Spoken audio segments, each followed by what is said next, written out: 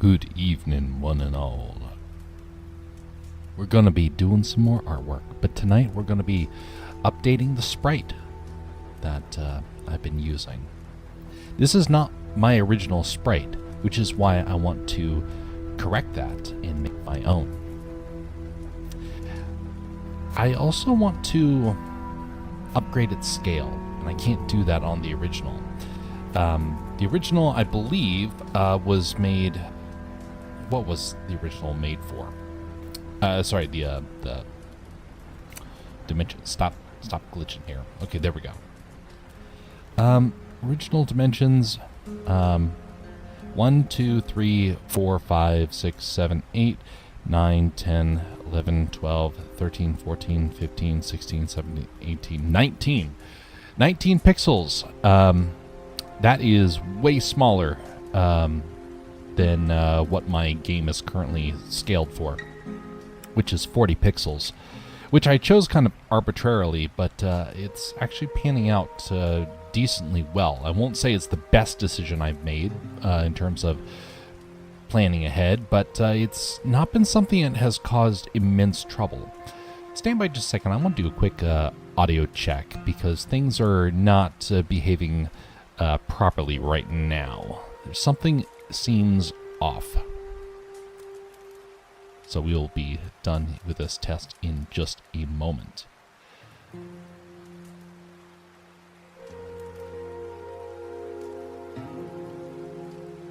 Okay, we have audio coming through. It seems to be clear.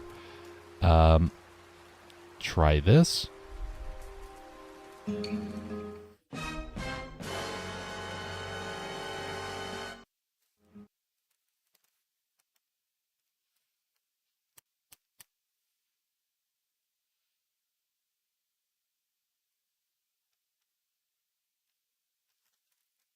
Okay.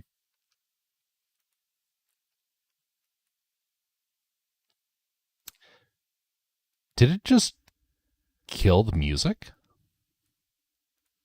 It did. Let's try and refresh that. That's happened a couple of times before. Sorry, just once before. I've not been able to recreate that problem yet. Okay. Most peculiar. Let us refresh this.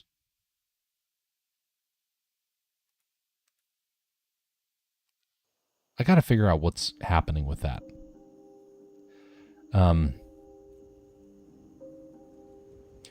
There's no way to easily figure that out.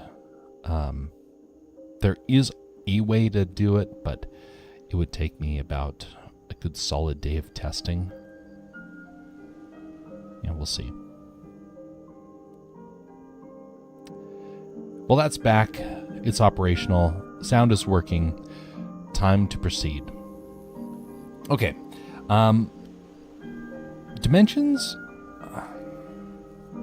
Okay, so this is our reference here. I need to create another sprite for this. One that's completely different. I believe right now it's just a padding of 1 pixel around him. So let's start off by making a new one. 40 by 40. Transparent. There we go. All right, we shall begin.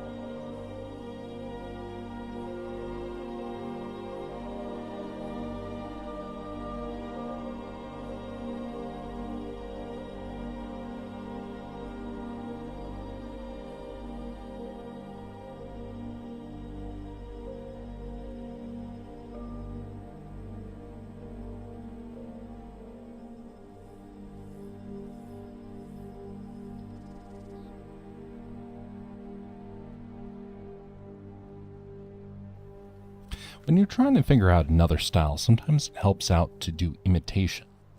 And then when you start to explore it, you start to understand the kind of structures of what made it work so much. One of the good things of the original Game Boy structure is that it was designed to be seen on a small screen. It was made nice and clear. And so one of the things that you'll notice is that the character heads are much bigger. And I do think the Pokemon games are kind of the definition of what a character should be.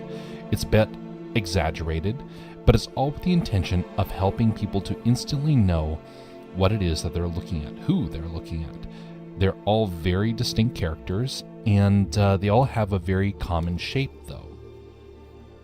I want to try and refine that shape a little bit, make it stand out a little bit better, because as you can see right here, the resolution, like I said, is much higher on the one that I'm doing, but it's not by a ton. So I'm going to use their structure as kind of like my guide for what needs to be there. Then I'll just refine it from kind of this scale.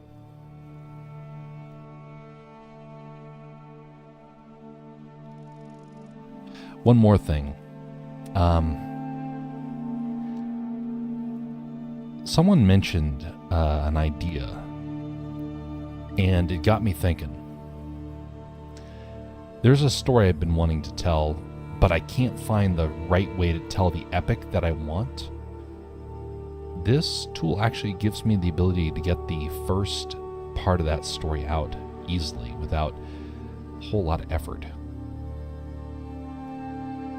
I don't know if I'll go with it yet, but it does make me think that this is actually possible now that I have the game engine working.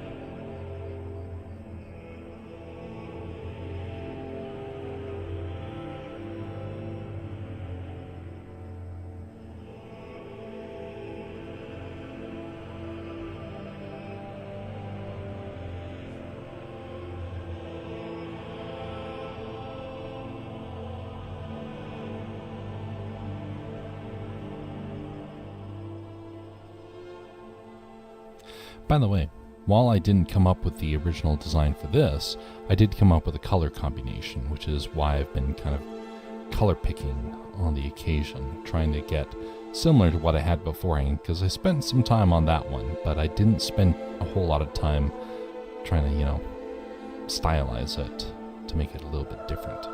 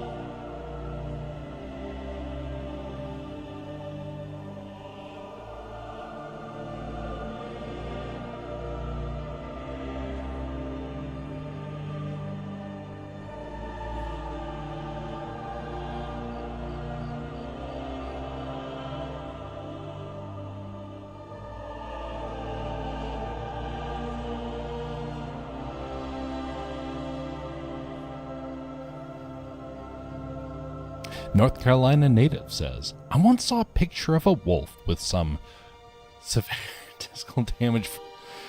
From his mouth. So naturally, I captioned it the wolf. Oh my goodness. That's skirting the edge there. North Carolina native. How you doing, sir? What has life been like over in the Carolinas?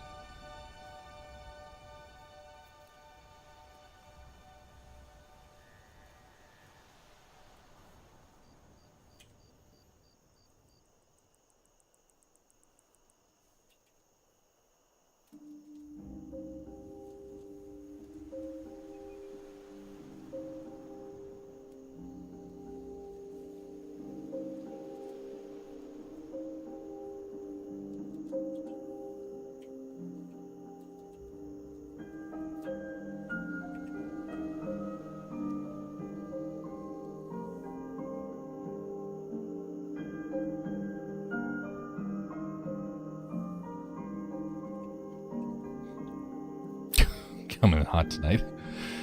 Doing good, thanks. I hear Don Lemon went to church the other day, but he didn't get baptized because he can't swim. Oh, golly. Don Lemon's a unique person. We'll just put it that way.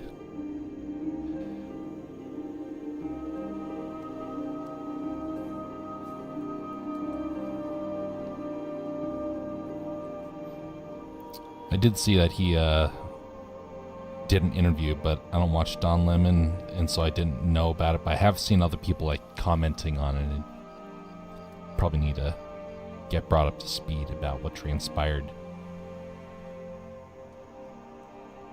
Enough people on social media have been chatting about it, so. Isn't it weird that we're in an age where you can have mass communication and something like that becomes frontline news, and we think of it as, oh, well, that's the modern era. But I look back at old newspapers, and they were doing the same thing back then. It'd be like, can you believe what this person did? And it'd be stretching back to like the 1800s or whatnot. Slander and has been a part of the news, but for a long time, but also kind of play-by-play of people's day-to-day lives and things that they said or places that they went. It is kind of interesting to think about that. What we think of as a very modern sort of concept is actually part of you could say, history of mankind and how we go about trying to stay up to date on all the happenings of our culture. I poured some meat on my orca. Needless to say, it was mediocre. Okay, now that's a good one. Meat on my orca. Oh, golly. Orca is spelled with a C. By the way, Alaska has a lot of orcas. For those that don't know, there are many different types of orcas, and if you see a lone orca, beware. Those orcas are dangerous. The ones in packs, not nearly as dangerous to human beings, but if they're solo orcas, better be wary. Kind of interesting to think about. That there's variations that you have to be careful of.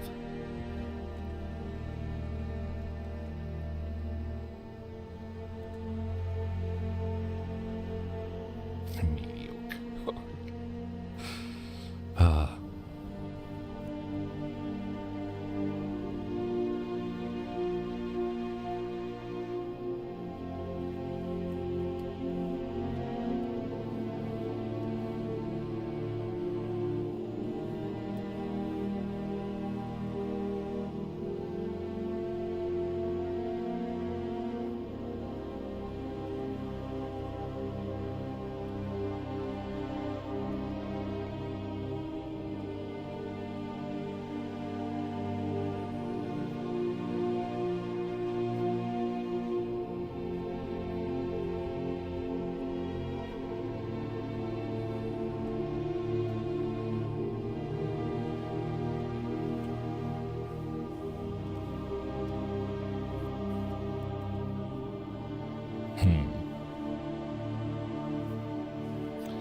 think I do want to go with the original color combination for this.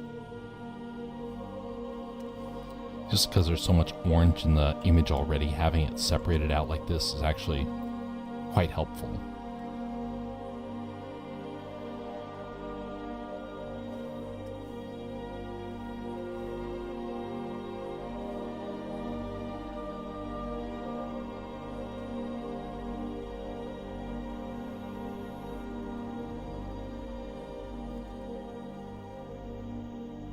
So weird to work with pixels like this. It's a very it's an easy way to get some concept art out there, you could say, but it does have so many limitations, and I can understand why it takes so long for people to really master this art form, because I am nowhere near going to be able to master it in the amount of time before this project gets finished. But that being said, got another project to try and do with this, and it'll happen very shortly after this one. But I don't know, I have to think about it a little bit. I might tinker with it, but I don't know if I'll put it out there until, you know, I know for certain that I want to kind of go forward with the idea. Lone orcas are psychos. They got kicked out of the group. Yeah, you could say that. You could say that. By the way, the story of Free Willy, ooh, that's a sad one. They like tried to save the whale, and in the end, they ended up basically killing him, just because he couldn't be released out into the wild, and when they did, and they finally got their way, he ended up suffering. Very unfortunate turn of events, because I don't like the idea of keeping whales in captivity, but when they reach a state like that where they can't take care of themselves, it just becomes so depressing. I would rather see them well cared for in a protected area than to be released just to be despised by their own kind. Because that's what ended up happening to him.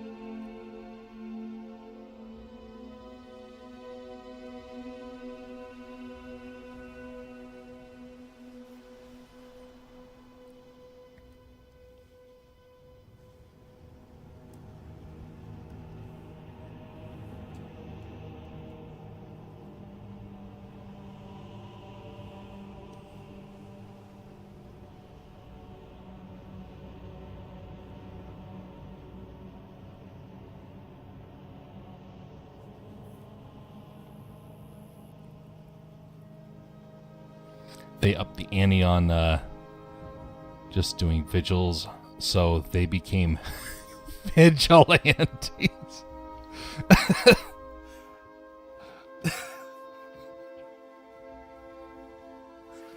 That's a good one. Mm-hmm. I saw there were some guys that were trying to tell jokes when I was back at school. It did not go so well. They all had like these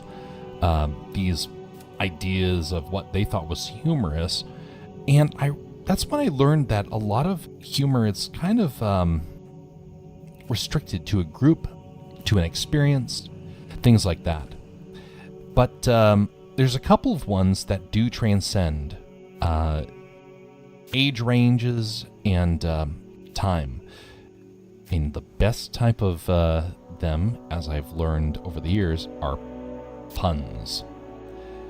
What we would like to identify nowadays as dad jokes. And people back in the day that would have thought of that as like high-class humor. And nowadays, it kind of gets ridiculed in an odd sort of way, in my opinion.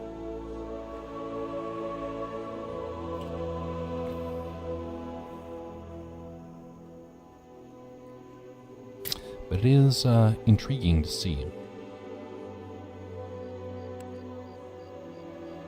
Wait a minute. Oh, that's why.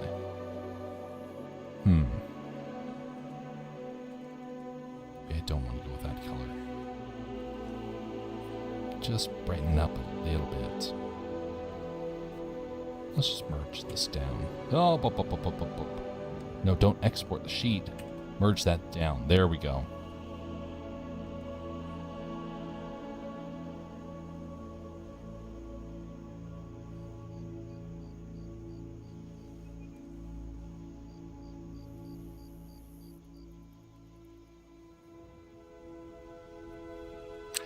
I used to conquer the comedy circuit back in the day under the stage name Attila.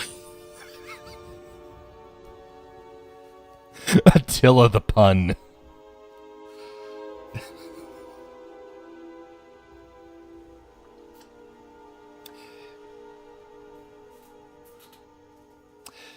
One of the references that I saw for like how humor changes over time and why puns are so good is that puns carry with it a level of sophistication. You have to be aware of the English language, or whatever language you're giving the puns in. You have to be able to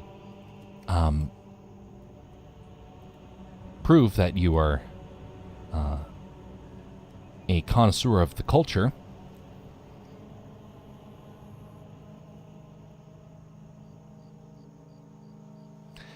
And have a pretty high IQ to be able to quickly come up with a connection between different words or ideas.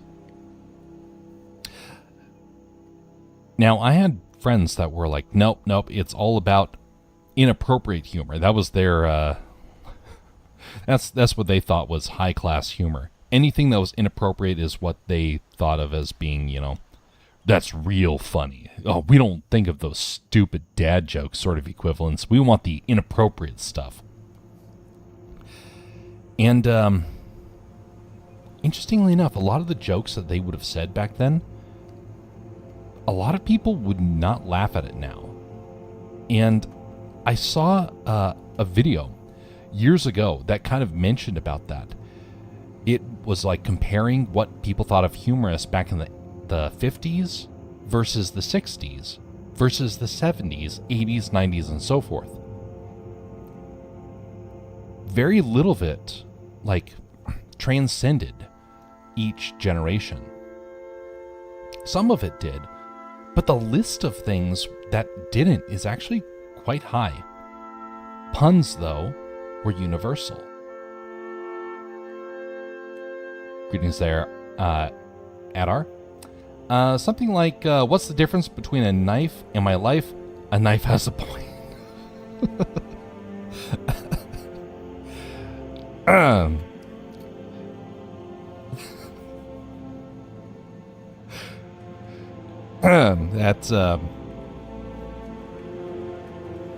That's comical, but also like that also reminds me of something my friends said years ago. Another friend who actually was like pretty good with joking. And that just reminded me about something that he said. I can't remember the full joke. If I can remember it, I'll pass it on, but I gotta rattle my brain to try and remember that. Anyway, how you doing, Adder? What have you been up to?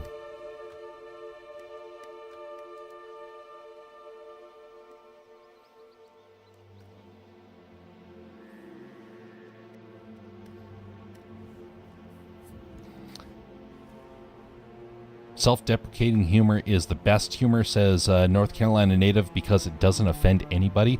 Oh, well, there is definitely somebody somewhere that's going to be offended by it. How do I know?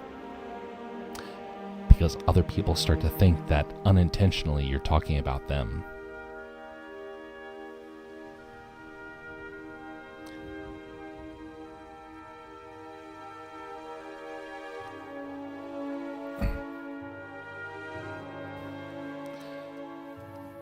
If I was to say what is probably the most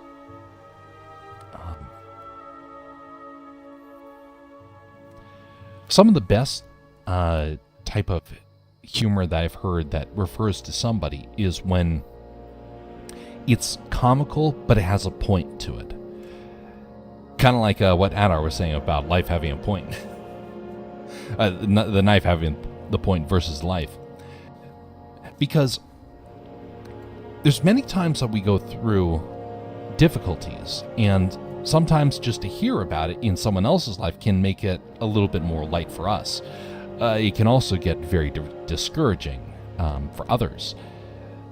But if it gets kind of like, hey, because of this bad thing happened, but then something hilarious and funny and good happened on the other end, those tend to have like further reaching impacts upon people, at least in my experience.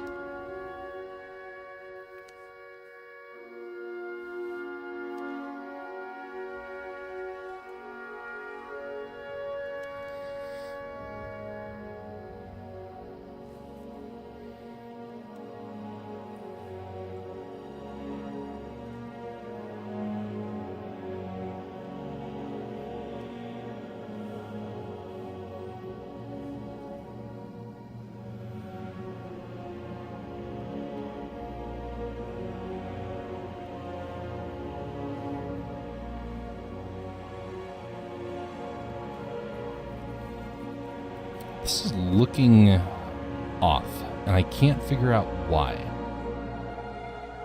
I'm not a pixel art master, and it shows. I think part of the problem is that it's starting to feel 2D. And the original actually has a little bit of a rounded feel. Oh, that's why. Okay, it's the face. The face is looking up in this one. The face is looking forward in this. And you can see where the highlight is, in that it's a rounded shadow. And back here is the ear. I never realized that. I thought that was the ear. No, it's back there. So he's looking up at the camera. He has to look forward. Well, I better get some sleep, says North Carolina native. Catch you later, Jeff. See you later, North Carolina. Rest well. See you next time, whenever that is. Think of some more good jokes and bring them along and tell it to us. See you later, sir.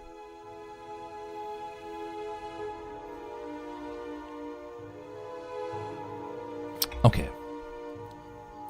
Let's turn the opacity down on this one and use it as a guide.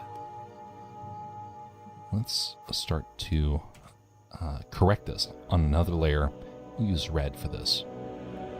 Let's get the proper spherical shapes first.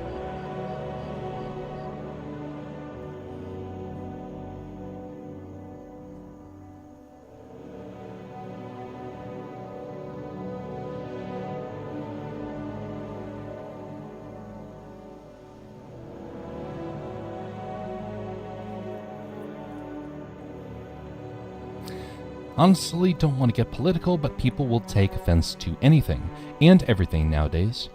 I just try it out, and if the response isn't what I expected, I simply change my audience. That's understandable. A lot of the time in my circles, I've been noticing a change in people's mentality. Because yeah, you're right. People will get offended by a great many things. But it's also, what I'm noticing is people are just getting weary. Some people have the ability to listen to tough news, and they're able to press on despite it. I'm one of those people. I can hear things that are encouraging and discouraging, and it doesn't really affect me a ton. I mean, yes, it does weigh upon me. Sometimes it will eat at me, but in the end, I'm able to still press on. I don't let it consume me.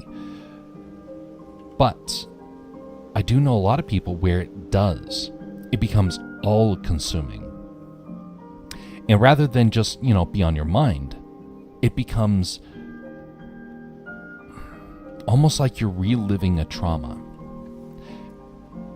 Now, not everybody in this world is made to have that disposition, the ability to hear something and still press on.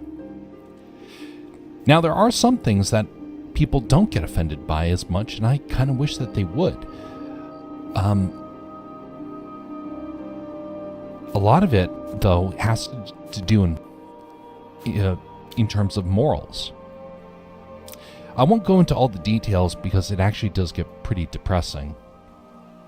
But there was a guy that he loved a particular movie because the jokes were hilarious to him. I never saw the movie, but I heard enough of it where I thought, what sort of movie must it be to have a guy like this enjoy it? The reason why is because the guy was becoming increasingly violent. And sure, he wasn't acting on that violence, but his rhetoric was starting to reflect it. And thus, it made it actually deeply concerning. He was fantasizing about the suffering of others. That's where I draw the line in my experience.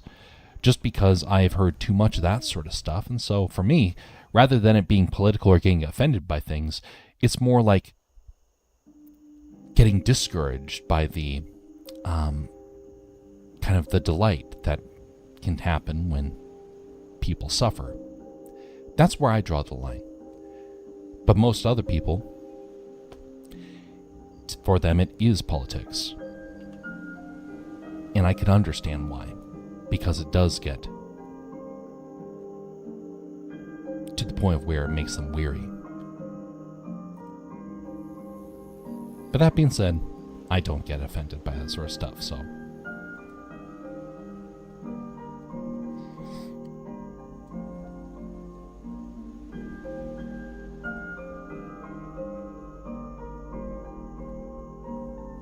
I think I almost have this figured out. It's hard working with pixels and trying to figure out what the shapes need to be.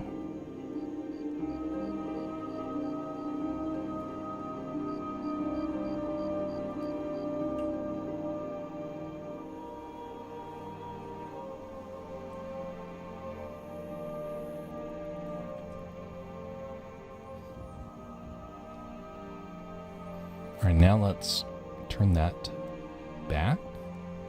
That. Now, let's just hide that for now. Let's just get a new shape going.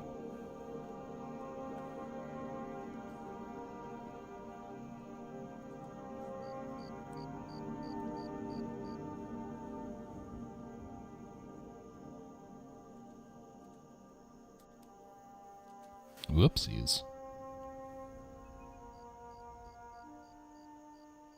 Oh yeah, that's right. You can't have it like that. So, oh, continuous. Of course. There we go.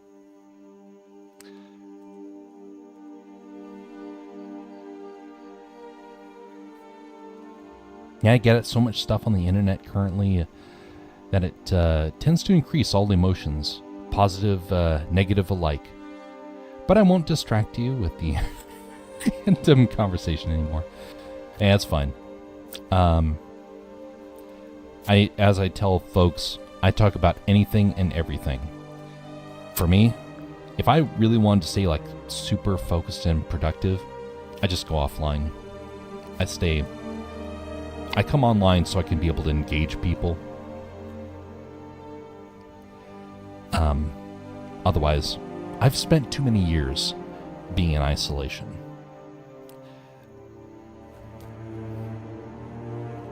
There's only so much progress you can get when you're in isolation. Some people think that you can get like massive amounts of progress done. Not in my experience. There is a point where it finally backfires. And I discovered that point a couple of years ago. For me, streaming helps me to reset my mind. If nothing else, just to remember not to focus on self, but instead to think about even just how to engage other people, even if it's online. Can you teach me a little of how are you building this? What are you using and such? So good question. Let us start off by showing what the final product is. Well, correction, not the final product, but the current products. All right, come on. Disconnect. What is going on? Hold up there. There we go. Okay, so this is the current project that I've been working on. It's a browser-based Game Boy-like experience.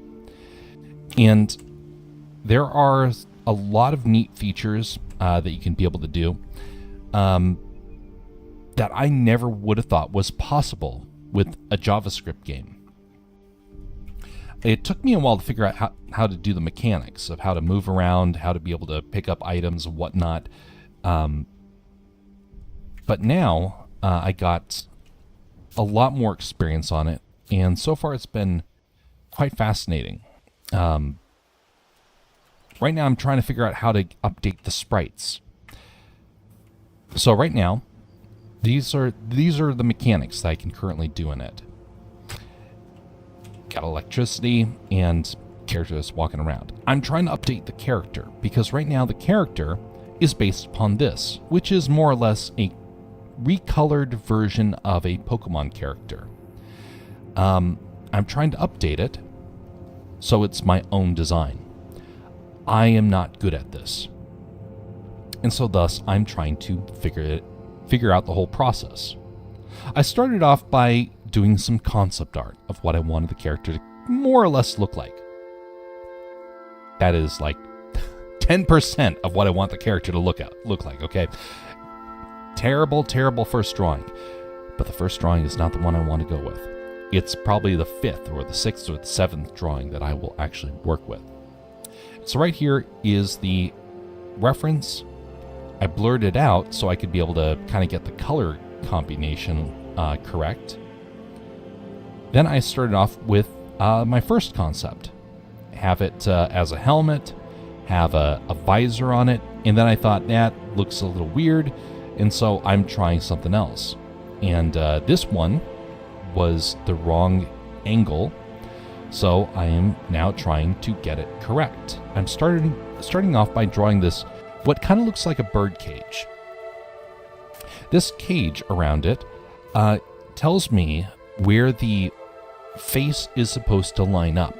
Most of the character is going to be hair, and very little bit of it is going to be the face. Now, if the character was just looking like head on, we would barely see any face whatsoever. So the character is looking slightly up, and from there, now I have to try and figure out how to actually rough out the details. That is where we currently are. There is this game's going to be playable very soon. I said about a week. It may take a little bit longer than that.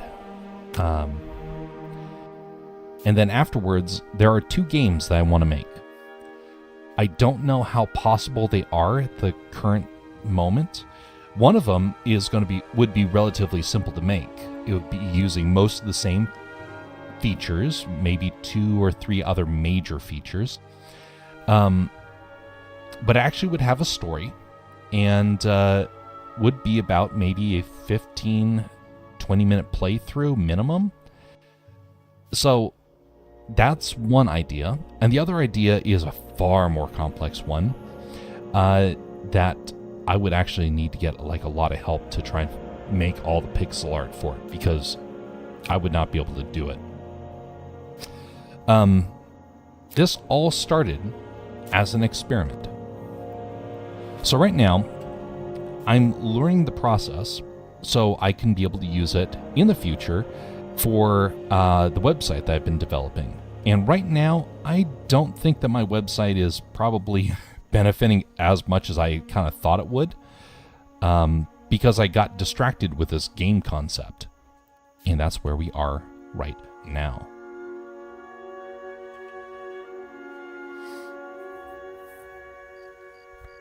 No offense intended, but why not use AI not for the final product, but for asking for inspiration regarding how it would look like? I found it helpful to blurt out everything in my mind and then take that as a starting point. What the AI gives me from text, that is. So, I grew up without the internet. First time I really started using the internet intensely was when I was in college, about 10 years ago. 10, 15 years ago.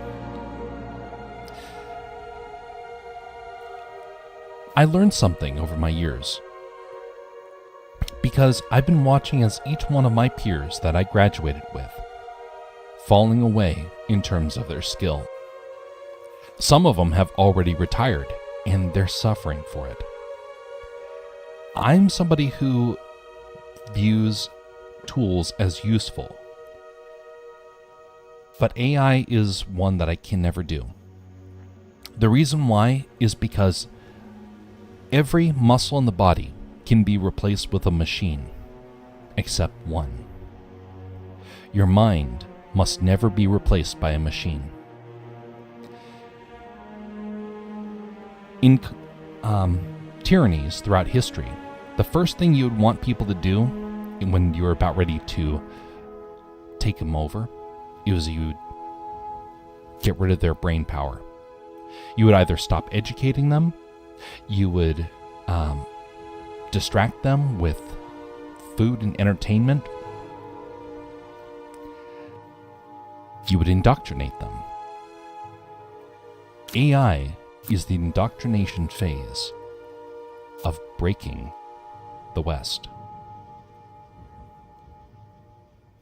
I know some people who are all in on AI. I cannot. I've studied history too much, and I know that the struggle of creativity comes about not because of the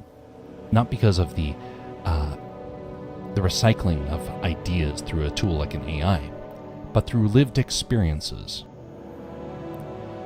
I was trying to write a story years ago, a story about medieval Scotland, and the story was not working, and I couldn't figure out why. And then I started writing a story about the American West, and it went very easy. The difference? I know the American West. I've camped all across it. I lived in it. I studied it. I lived and breathed the American West. American Northwest in particular. So when it came to writing a story, the one about the American West flowed off the tongue easily. Oh sure, the Scottish story has a lot more excitement, in my opinion. But it didn't make sense. I could tell on the page, like, this story is not working. And so I had to shelve it until I have time to study it, to live and breathe it. Life experiences are that way. The best ideas come about from experience. And an AI takes away that experience of education, of struggle, of learning, of discovery. That's why. In fact, if you were to go on my social media, you will find that I put in the header of a lot of my stuff, avid AI hater. It's a bit tongue-in-cheek. But I have actually seen it impacting people's careers horribly. I'm still here. I'm still pressing on. I still have a career. A lot of the people that start adopting AI, they don't stay in their career for very long. Because in the end, the AI will eventually replace them. And the more you use it, the more you're feeding the monster. Creativity is something that human beings were blessed with, and a machine will never be able to replicate that. Sure, could an AI speed up the process? Absolutely. Or would it? I've made a game within 2 months. May seem like a long time, but I've learned the code. I didn't use a game engine. I built my own. I've never coded before in my life, and I wanted to learn, not with a game engine. I wanted to learn the basics, how the great programs that we currently use were built. I wanted to learn so I could be able to be a master of my craft. In fact, that's one of the reasons why, one of the many reasons why the logo that I chose is a beaver, and why it's given the name of Castercraft, because it's about trying to master your craft, not to purchase your skills, not to outsource your skills, to master your own skills. A beaver works, and if it doesn't work, it becomes depressed. Same thing with me. I have to struggle. Even if it means that I don't get as far as other people. I want to be able to struggle so I can be able to come away knowing that I am better for it, that I'm able to tackle bigger and better projects as a result. Anyway, that's a long answer, but hopefully it makes sense. I don't expect everyone will do the same path I took. In fact, I already know that many people that are in my circles, they have chosen not to go with it. But I will keep pressing on. And eventually, maybe, I'll find success one day.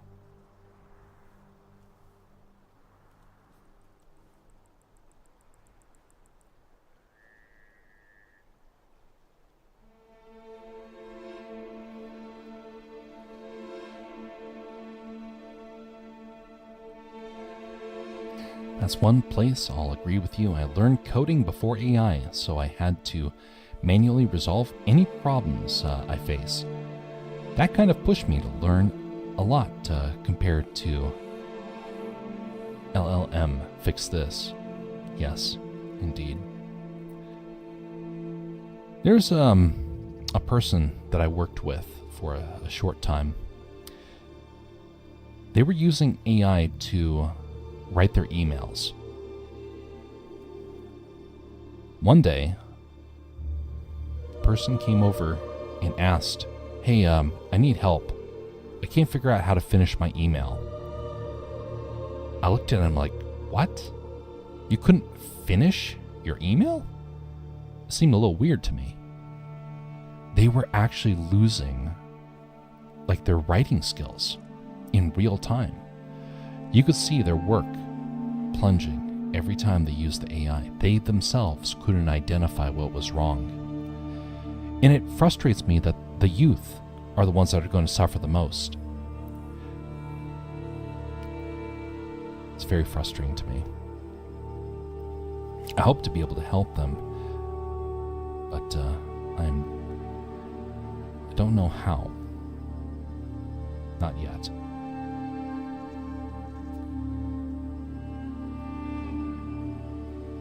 What sort of stuff do you code, Adder?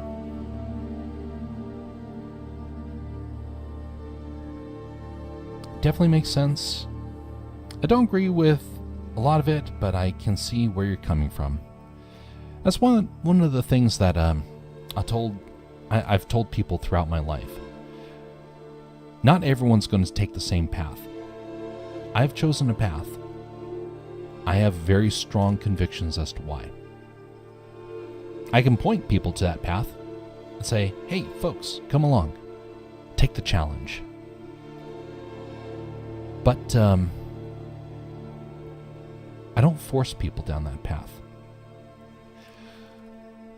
See, I've made mistakes in the past. I have found out that not everything that I put my mind to has been successful. In fact, a lot of stuff has not been successful. So, I can't necessarily tell people this is the way that you should go, because I myself have found that there's exceptions. We all have to experience things slightly differently. In that way, we can help teach others what the best path is. Now, the people that are investing heavy into AI, those are the people that are suffering the most in my experiences. So I think that by myself holding back and not diving in headlong into it, I think I've chosen the better path. That being said,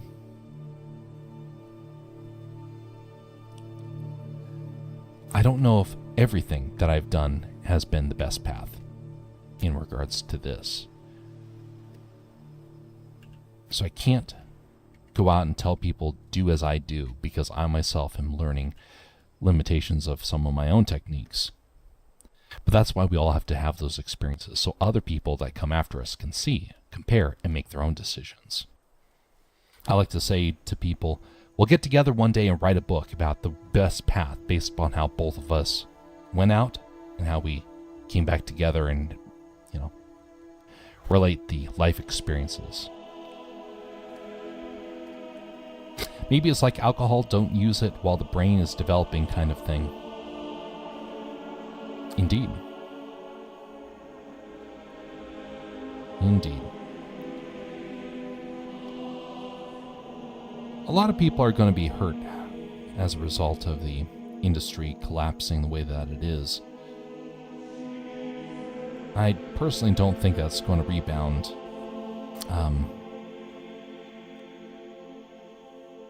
But that being said, there are some people that are making a lot of money off of it. I will not be one of those people. And I don't necessarily want to be. I want to be creative, but not at the expense of the morals that I hold to.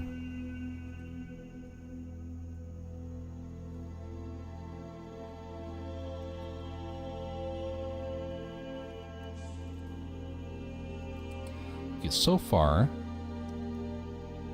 this is looking forward a little bit better than that, but not entirely. Let's make it a little bit more so.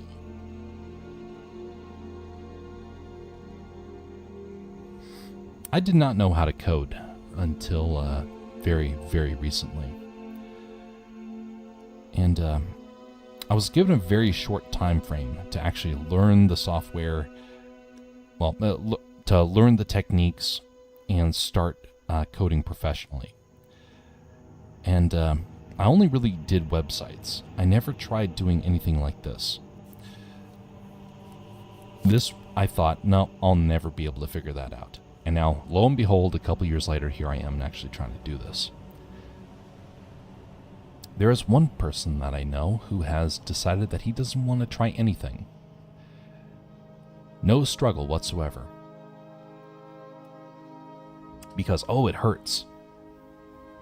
Well, just like when you're growing, and your muscles and your bones start to ache because they're growing, your mind will hurt, because it is also growing.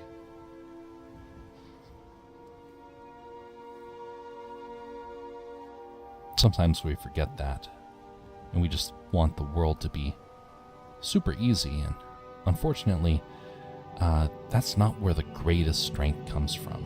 It comes from strain.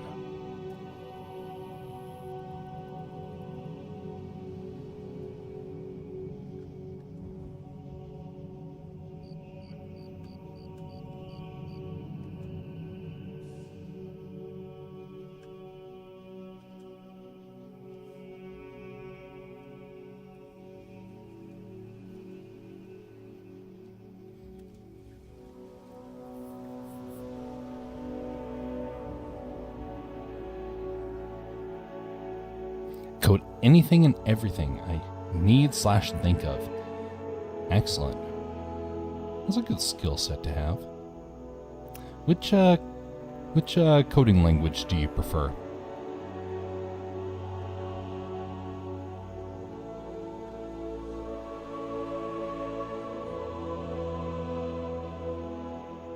I would love to learn Python, but unfortunately, every attempt that I've had so far has not been very good. That's one of the reasons why I went with JavaScript for this one, because at least I'm familiar how to even get it to work. But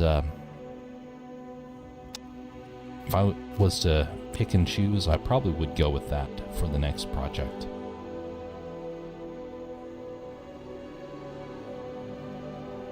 I definitely need to learn how to do that all the same. C# was on the list of, C+ is high on the list of things I wanted to learn, but it's like things kept changing with it, and I couldn't ever find like a good reference before I would hear like, oh, the code's updating. Now I realize code updating doesn't mean a whole lot. It just means that I thought you have to like start from ground zero, and now I understand that's not the case. But I didn't know that when I was getting started.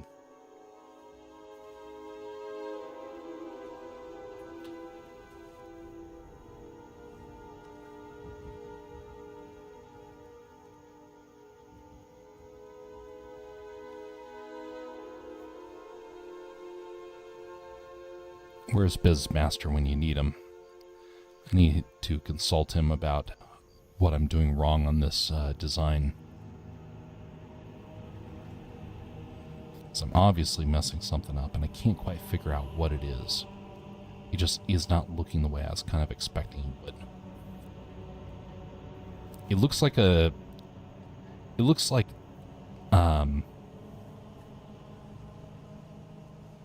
it's missing the life that should be there. Kind of the look of, kind of fitting into the digital world, the little pixelated world. Why is that not working?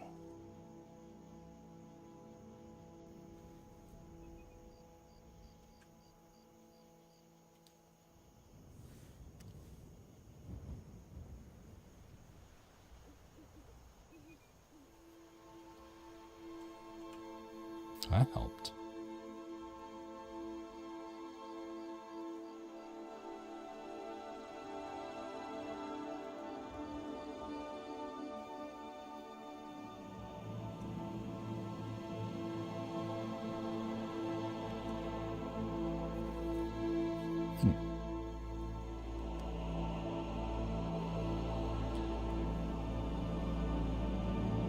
Now, why does this guy's hair look like it has like some dimension to it, and this one does not?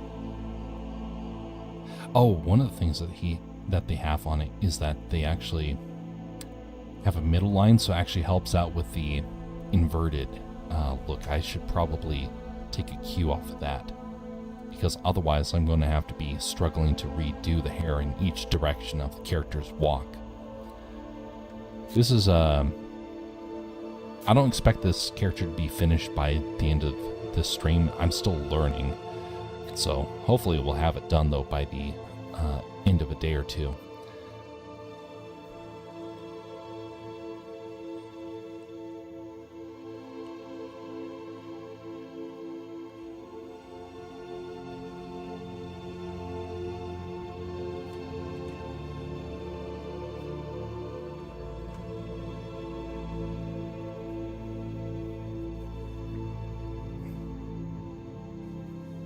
I used to have a preference.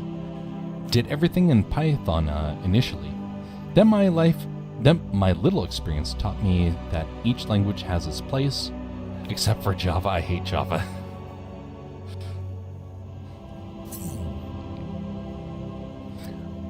So I have heard.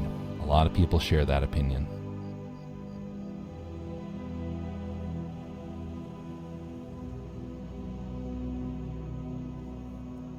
When I was learning how to do websites, I started off by doing HTML.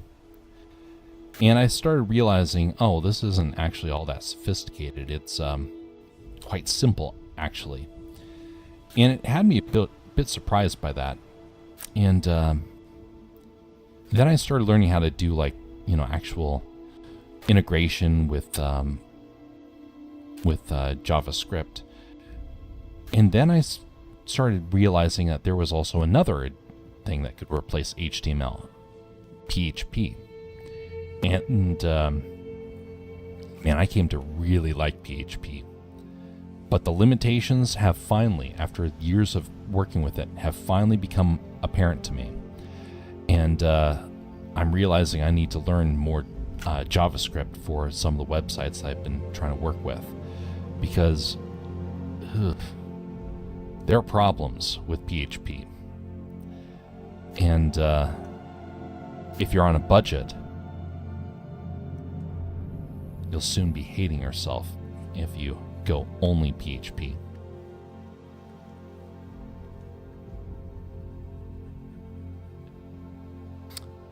And I learned that process when I suddenly realized that I was going to be charged extra for the month. And realizing, dang, I need to find an alternative. I still prefer PHP, but now I have to integrate JavaScript so I don't get charged a small fortune.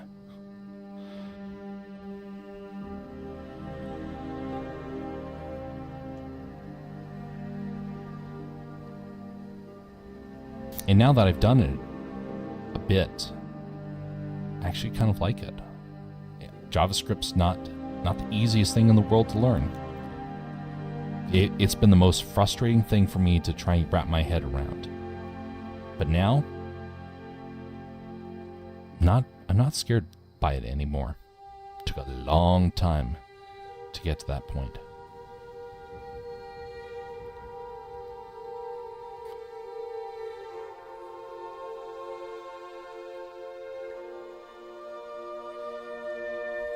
Actually, let's get rid of the mirror. For right now, let's do this just on one side. See what that looks like. That's not bad.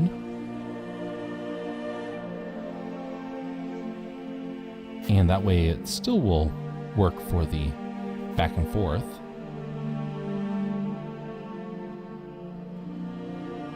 Not bad at all. Luckily, PHP was before my time. Never had to learn it. Again, nothing against PHP. Understandable. I don't know a whole lot of people that use it professionally, but man, is it useful for certain applications.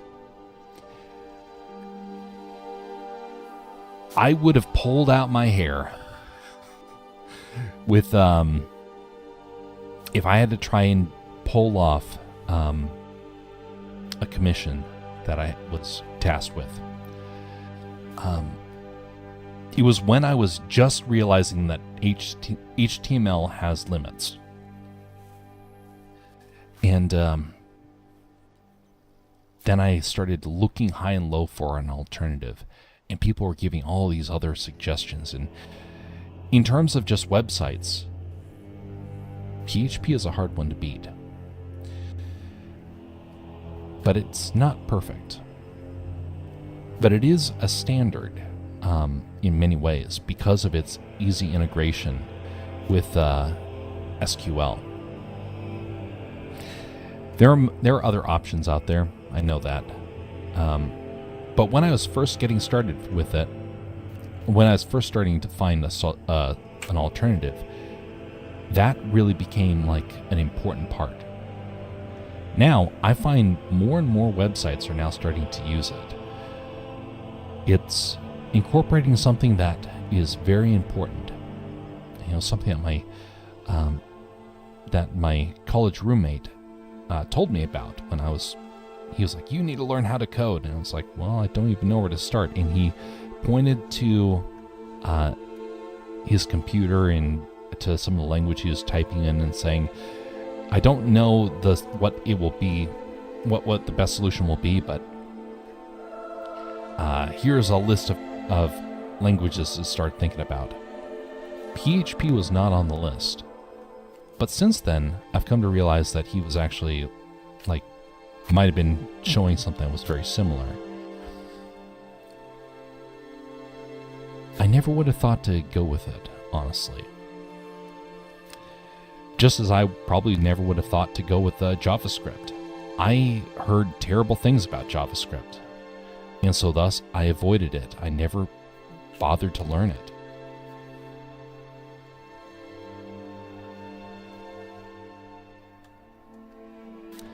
And kind of like yourself, I realized that every language has its pros and cons. You know? That's one of the reasons why now I want to learn Python, because now I'm getting ideas that only Python can pull off.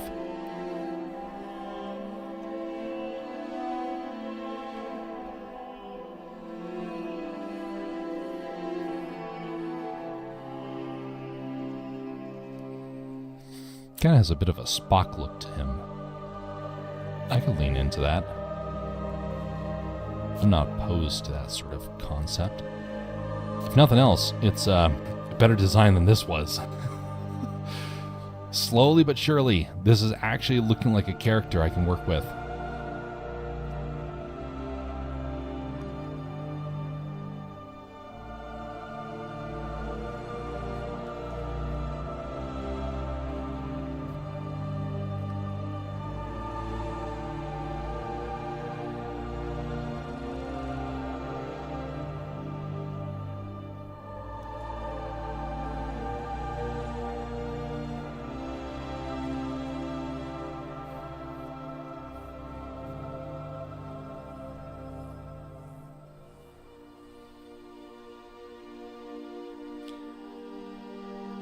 Well, yesterday, not yesterday, it was 2 days ago.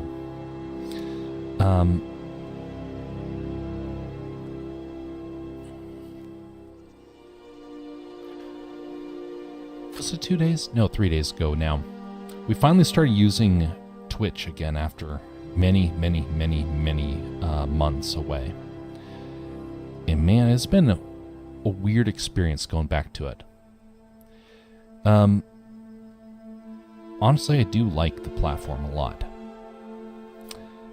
But man, it's got some problems. And, but while I was away, I kind of thought I would find like other platforms like having resolved a lot of those issues. Nope. Man, it's like every other platform that we tried using, that I was consulting like other people what they were using, none of them were working. Every one of them had so many issues. And it is kind of interesting, kind of like code. You expect that you're going to find a solution, and then it doesn't happen. It can be a very interesting experience. I can definitely say that I didn't expect that I would be back on the platform. I thought for certain that I would have found something else.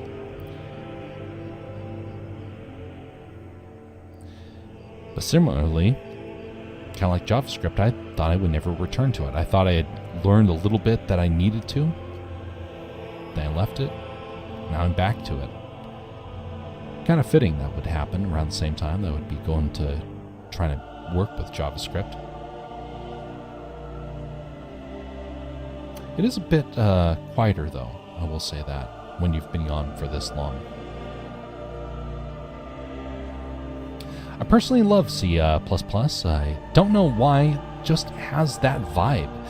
But then again, it's so difficult to use compared to something like Python that I rarely get to use it. You know, I think I know what it is that probably stands out. It's similar, probably, between using a stylus or using a pencil. Both of them draw, but one has a very natural feel to it, and one has all the bells and whistles, but it starts to lose some of that personal touch that the pencil used to give. Or at least, maybe that's what's going on. By the way, that's another thing I've been learning. Trying to get pencils and trying to draw again. Man, that's been fascinating to go back and try and do that. Learned a lot. Learned an awful lot doing that. kind of wish I had never given up pencils at all. But production-wise, I thought I was making the best decision. Man, I kind of regret that, but just because it's been so difficult to try and get everything back up and running.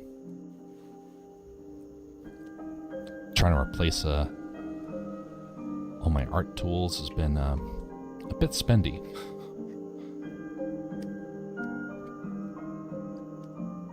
That being said, in terms of the stylus I've been working with, I've been working on the same tablet now for close to 13 years now. It's still going. This Wacom tablet is indestructible. Is it great? No. It is pretty mediocre. It's got a screen.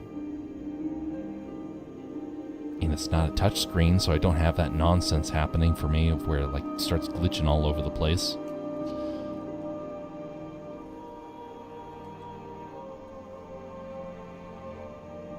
I thought about trying to update my tablet, and then I realized that the new ones had a lot of problems, and so I didn't go through with it. I'm kind of glad, because I keep hearing problems with the different tablets out there.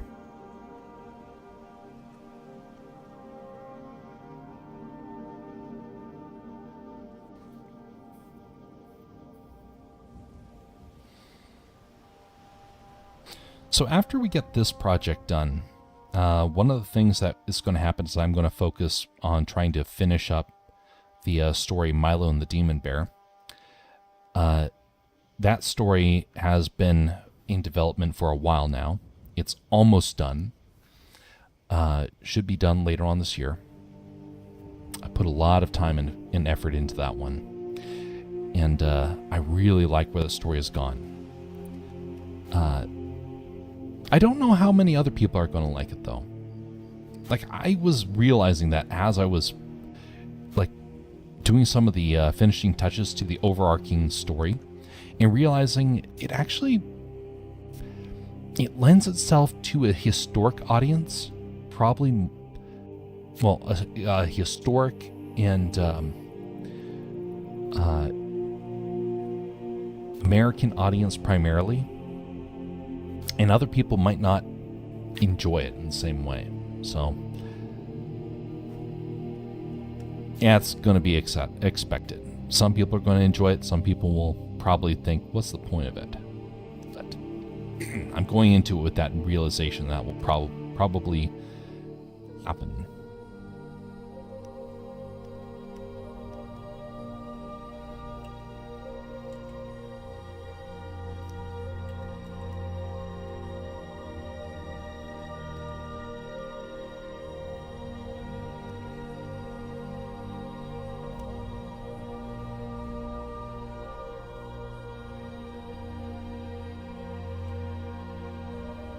Forgot that I was doing this on the wrong area here. Okay. Grab these pixels and move them on over. Cut. Copy. Oh, wrong one. Okay, here we go. Cut. Now come over here and paste. There we go, much better.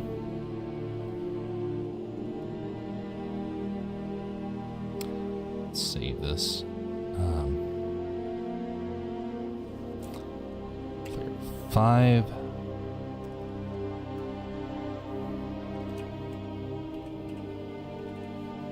Sprite.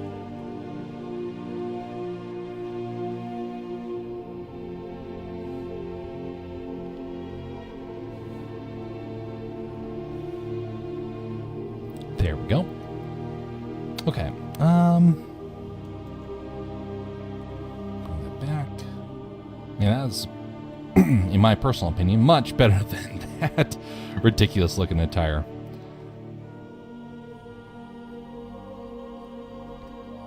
Okay. What next. Actually, wait a minute. Let's see here.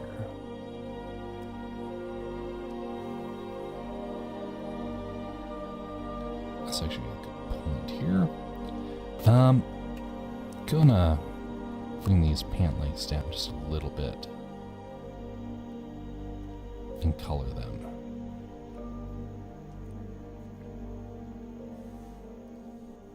Taking some cues off of that.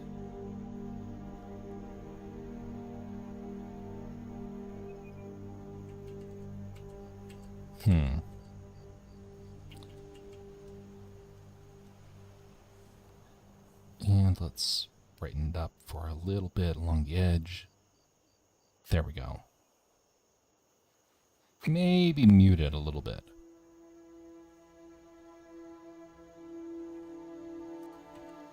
There we go.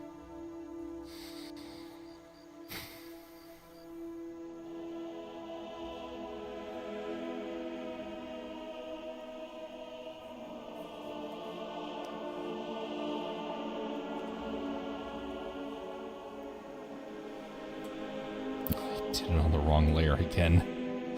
My bad.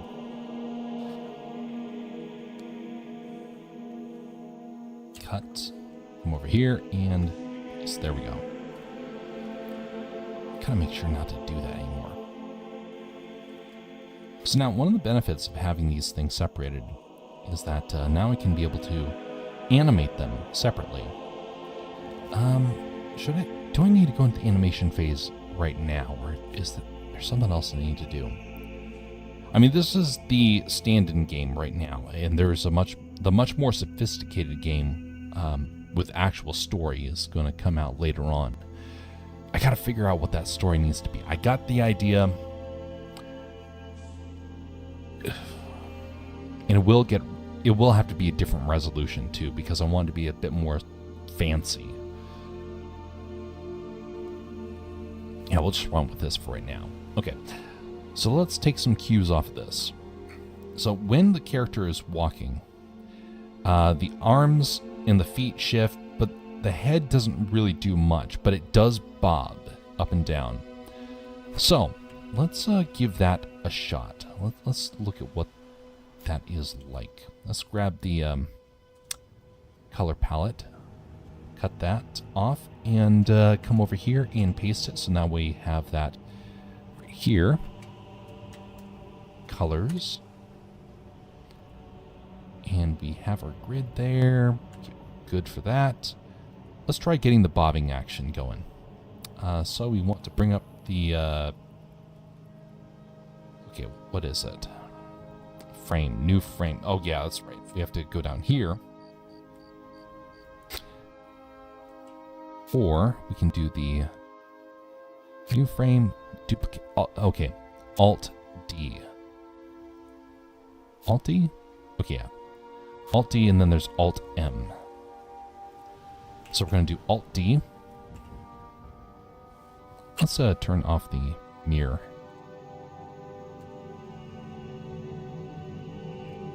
It goes down 2. And now we're going to do Alt D. Nope.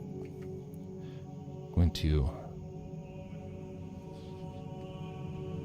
Shift D. No. Control. What is that? Alt D, Alt M. Okay. Alt M and Alt M. Let's move the timeline up to the top because I don't like how that is structured. And when we're going to have this, we're going to have the problem of, you know, it being, in my personal opinion, the wrong direction. I wish it was all vertical, but I don't have that ability.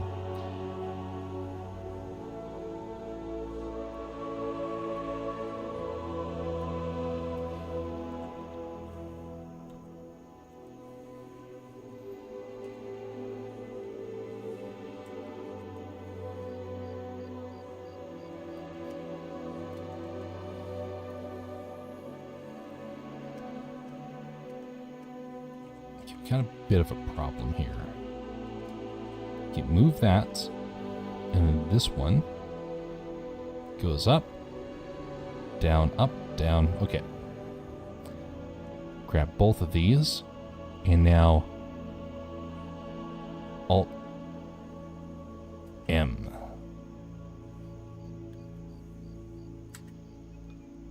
Good. Okay. We're going to stick with 4 frames for right now. The future version of this will have much more. But for right now, we'll stick with this. Let's grab this and move it on up to right there.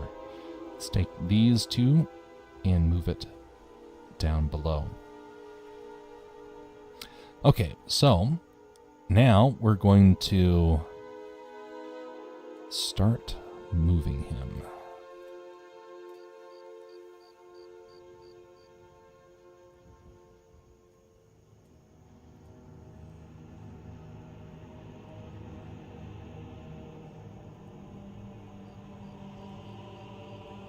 So we're going to do an Alt-M, and then an Alt-D.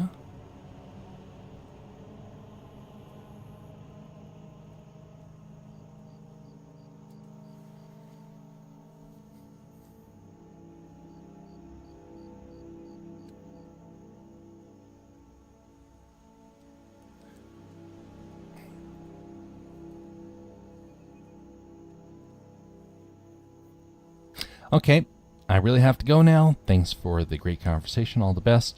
Would love to see the coding part of it as well someday. Have a great day, Adar. And hopefully you found something of merit around here. Have a great day. We'll see you next time, whenever that is. Thanks for coming by.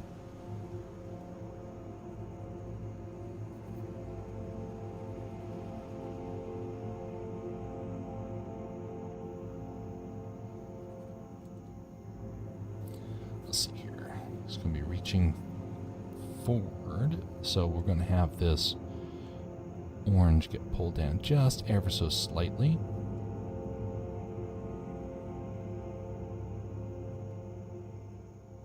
Actually, wait a minute. Oh yeah, so what we're going to do then is we're going to bring this over just a few pixels.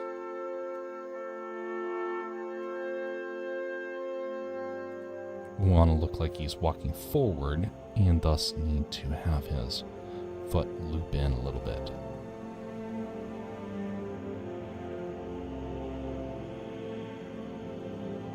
Actually, let's have it come in even further. We have the higher resolution version here for a reason.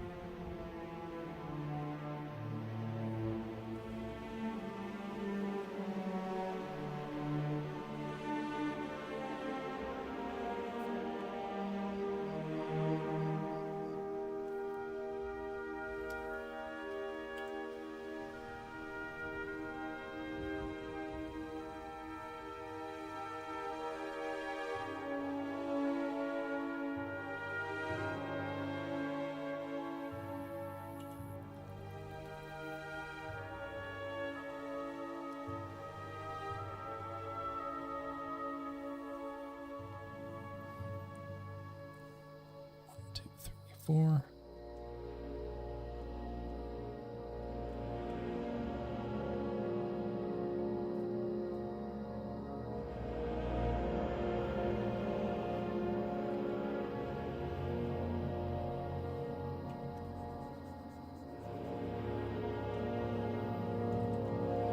benefit of this animation is that once you have one done, then you can go back and just mirror it.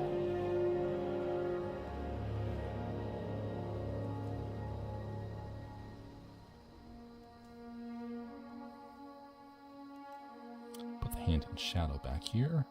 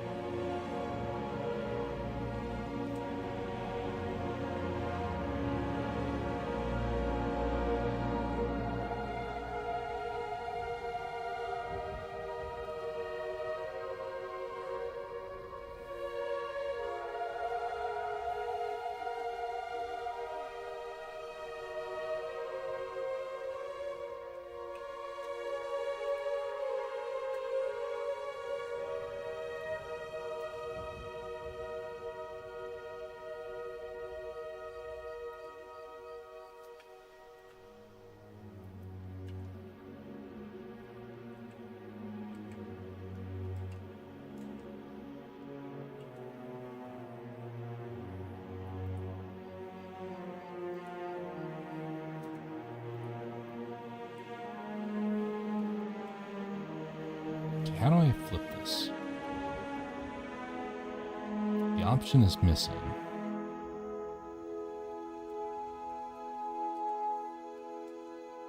There we go.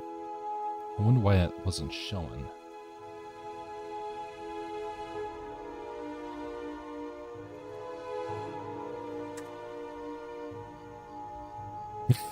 Oh my goodness, that looks horrible. But, you know, it's a start.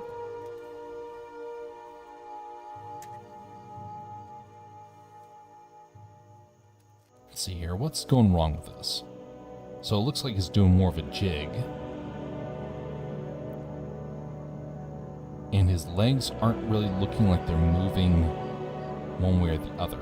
So we come here. While it looks good as a still, this right here does not.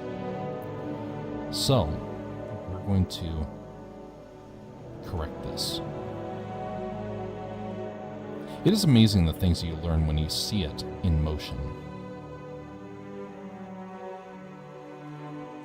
Let's draw a mirror here. Right now we just want to figure out the motion. So this part is going to be a little bit experimental.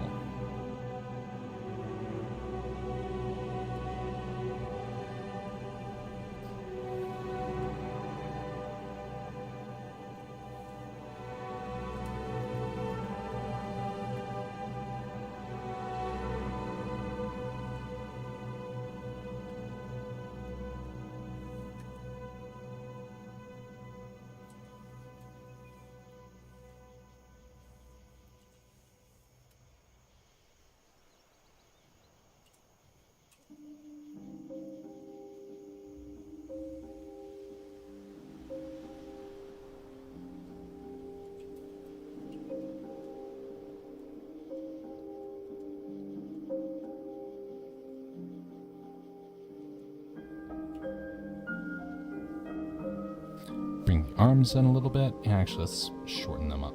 Shorten up the hands.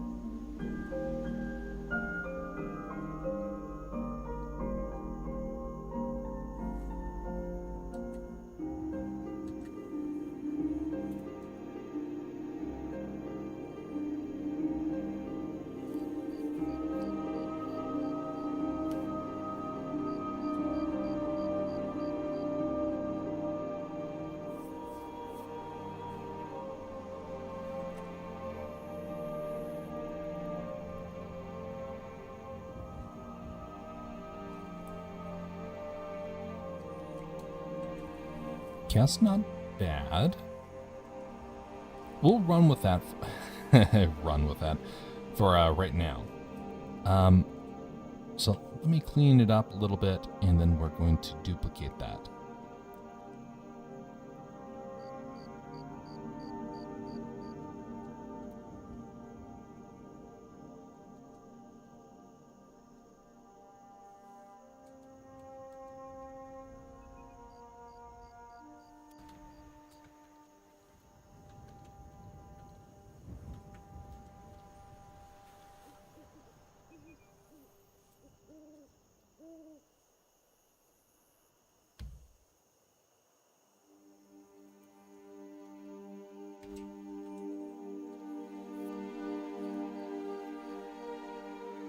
That has a bit of a scowl. Might want to correct that later on. Maybe not just yet, but in a later iteration.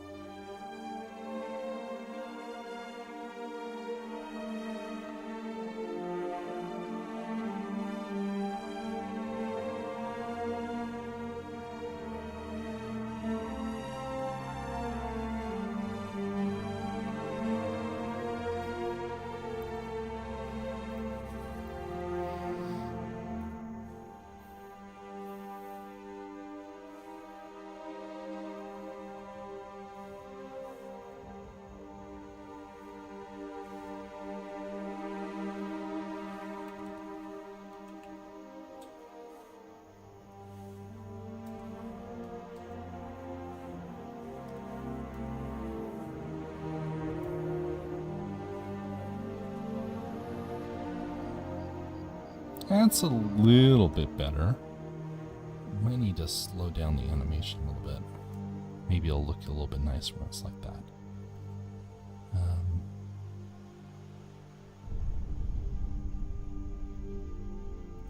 Playback 5%, 50%.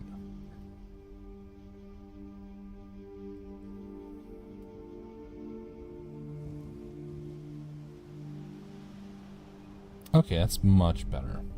He's a little shiny. I mean, it's fine if he's shiny, but not really liking that. Let's mute some of the pant colors right here. All we're doing is darkening it a little bit.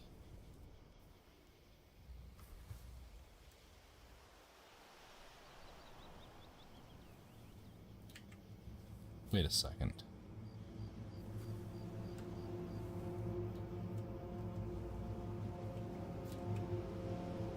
Grab that.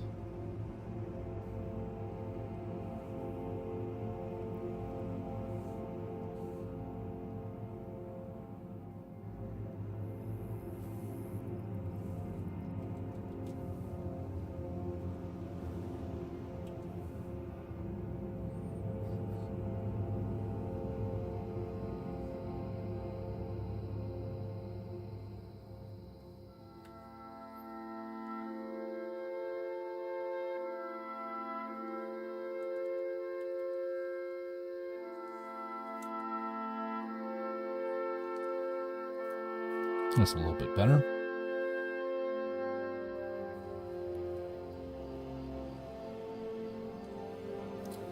What if we were to thicken up his eyes a little bit?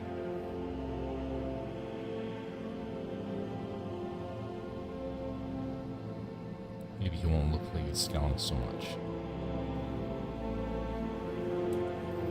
Maybe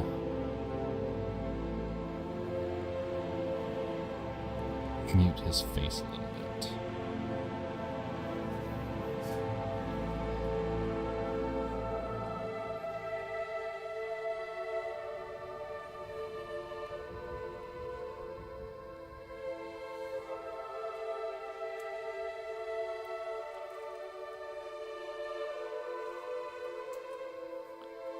There, that's actually a bit better, but now his eyes look a little too childish. Oh, wait a minute. I know what's missing. I need to reverse the direction.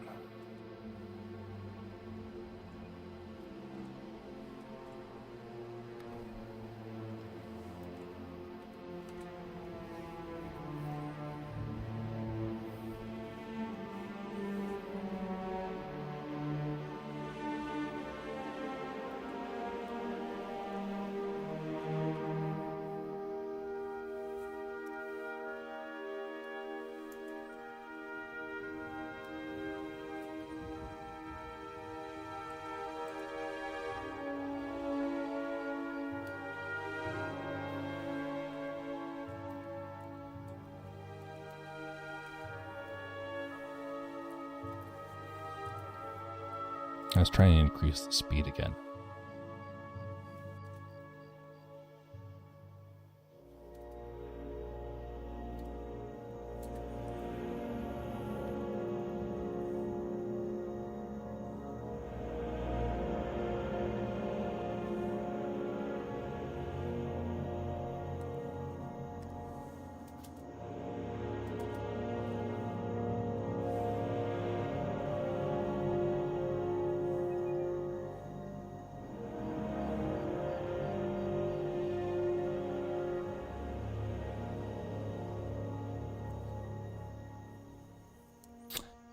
Doesn't mention the speed.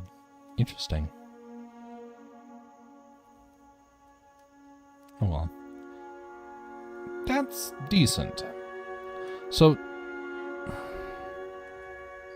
I wonder if I was to increase this.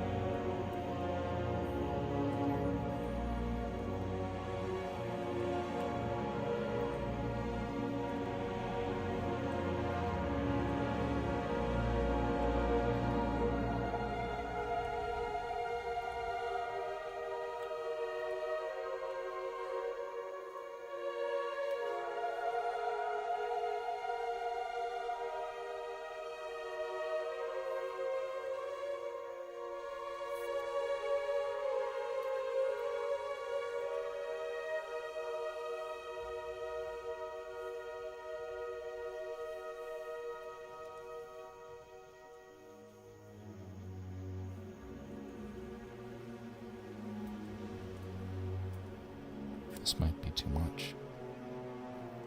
You know, it definitely is too much. Okay, we're not going to do that. I am too much of a perfectionist, and I'm trying to increase the scope when I don't even have the original scope figured out. So we're not doing that. We're just going to go forward with what that is and proceed from there. So we can refine it. We're not going to add more details just yet. Unnecessary details. Uh-oh, I forgot.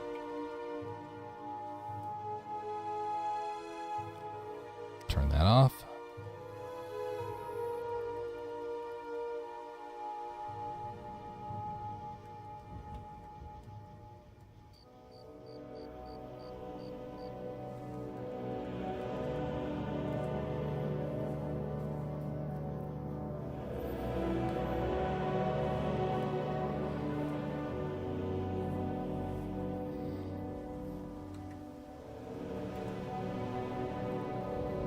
Greetings there, Jersey.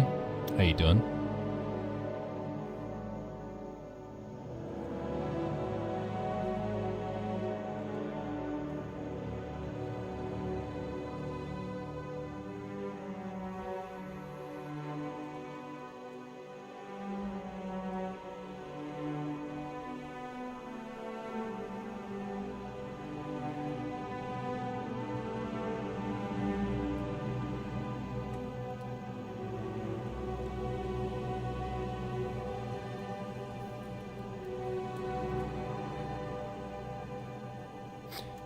You can make a GIF here too? Yep. It's not a very good one, but I mean, it's tolerable.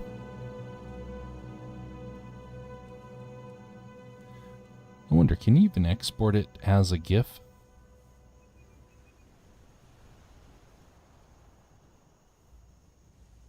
Export as. Oh, you can do a GIF. Yep. So, correct.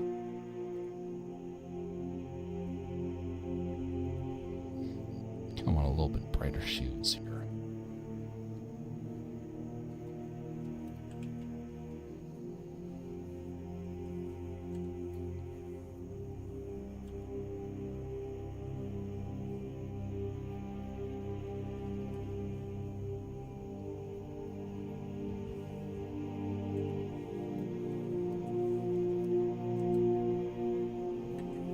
Okay, you know what? I thought that was going to look better.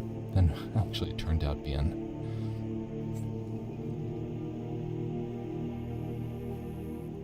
Means I also have to update this color so that way it doesn't look so extreme.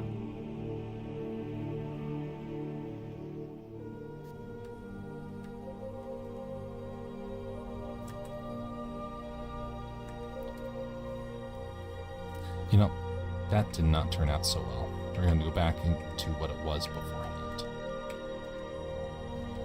But I am going to update this spot right here. 1 and whoop and 1. Okay, we'll see what it looks like in game, and then we'll be updating it later on. What's not good about it? Because I have an idea of what I want it to be. And earlier today, I started thinking about what is possible with this game, and I suddenly have a story. I don't know if I'll be doing it right away, but it basically would use the same mechanics I've just figured out, and it'd be actually pretty... It's a story that I would love to be an epic, but I realize it's probably not going to happen, so I have to just make do.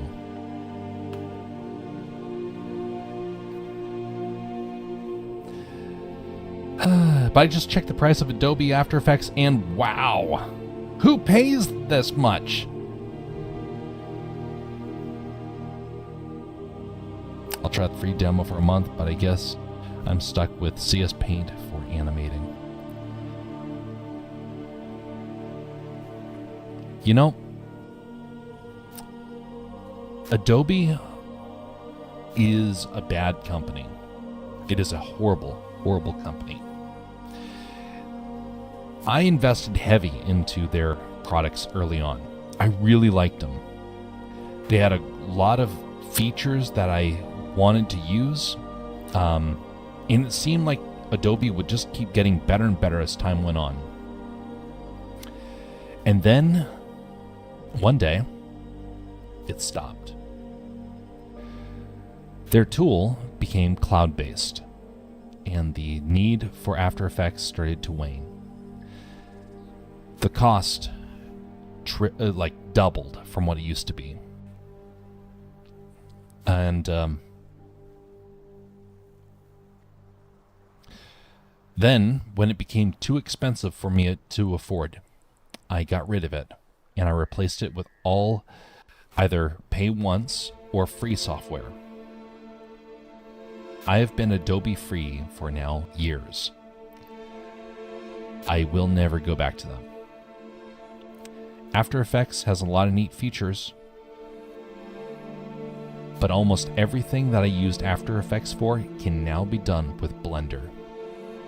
Blender has killed After Effects for me. After Effects also is incredibly computer intensive.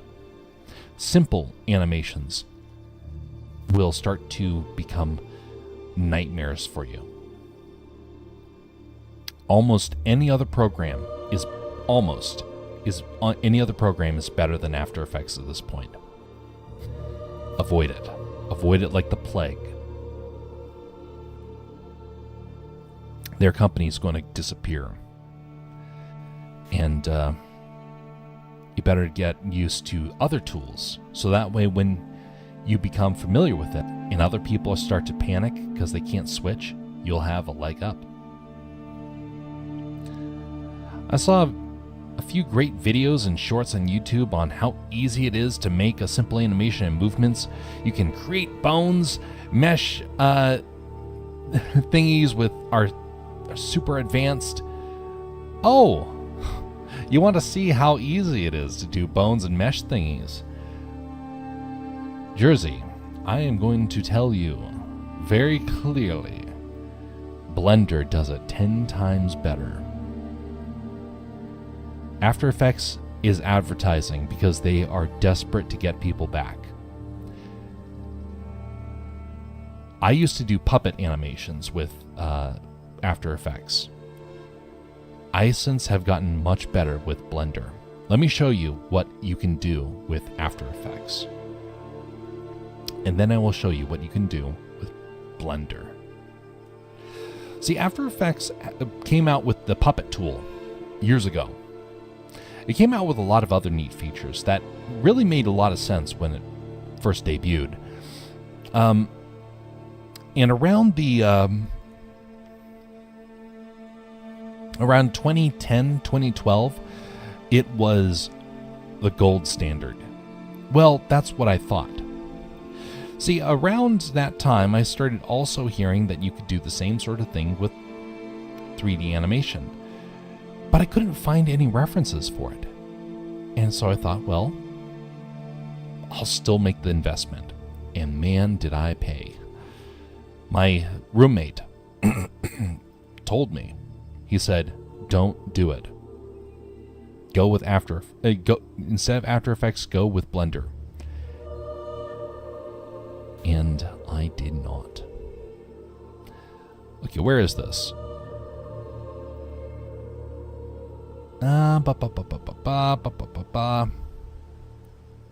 Old projects.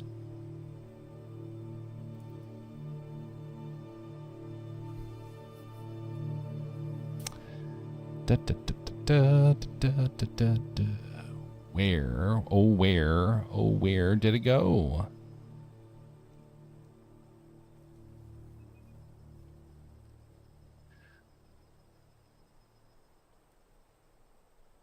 Oh, I know. Okay. This is a dorky video.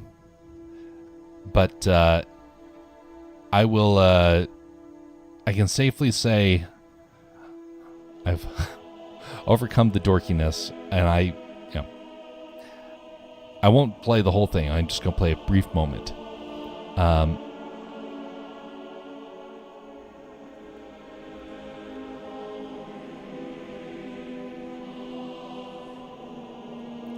Okay, so there was a very simple animation I did years ago that used that used After Effects for its puppet tools. And let me figure out how I can do this without like revealing too much here, because it's for some very specific people, and I don't want that to be tipped off here.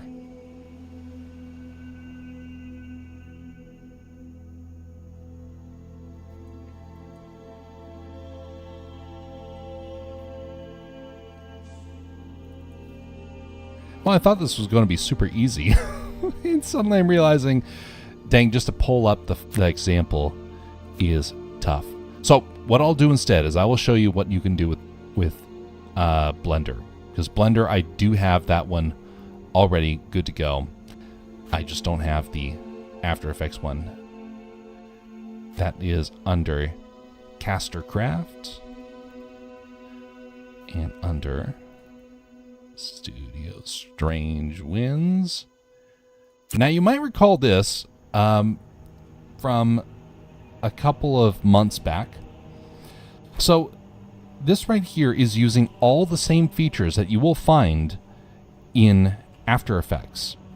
You have color glowing, you have shadows, you have puppeting, you have the ability to do things like fold images and bring them to life with animations. And this is the point where I challenged myself to try and do this only in Blender, because up until then I'd only done this in After Effects. This was only done in Blender. And look at that, I'm able to do puppet animations with it. Granted, these ones are simple because that's what the request was, but all these were done with bones, done in After Effects. Done in Blender the same way you would have done it in After Effects. That system is super, super easy. And actually, I'm just going to pull up Blender because this would have been a lot easier. I'm just going to pull up Blender, throw it in an image, and you can see how easy this is.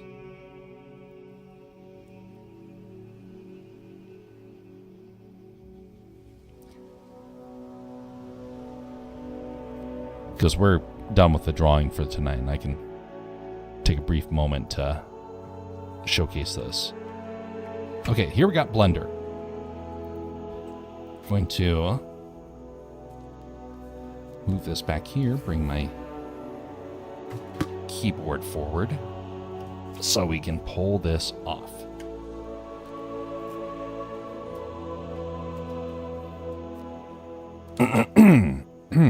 Let us add in an image.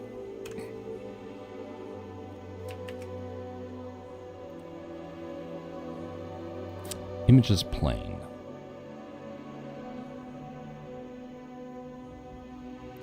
You don't see anything. Why don't you see anything? Oh, thanks for the heads up. I didn't realize things were glitching there. Okay. That is very weird. Okay. No idea why that happened.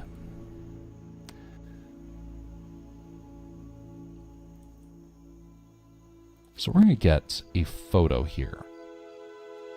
A photo with an alpha channel, because this is where this makes so much more sense than what After Effects does.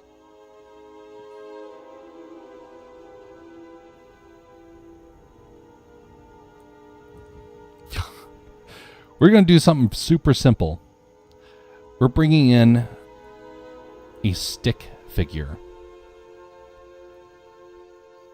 By the way, After Effects will kill your machine. I've experienced it. And it's kind of weird how bad that program is.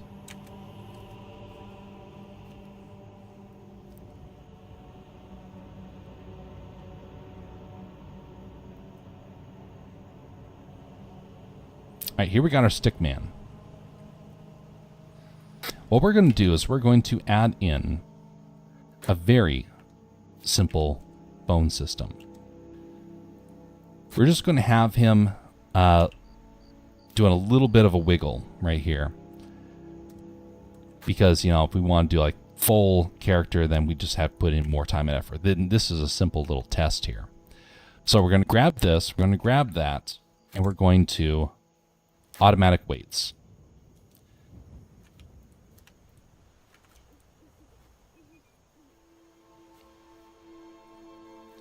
Come over here, and we're going to subdivide.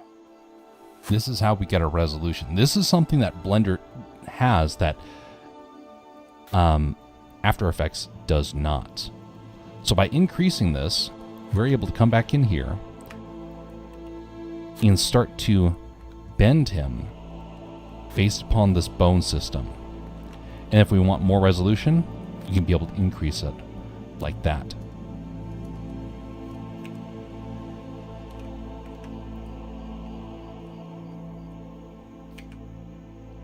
Let's update this right here. And this will be the end of our little experiment here.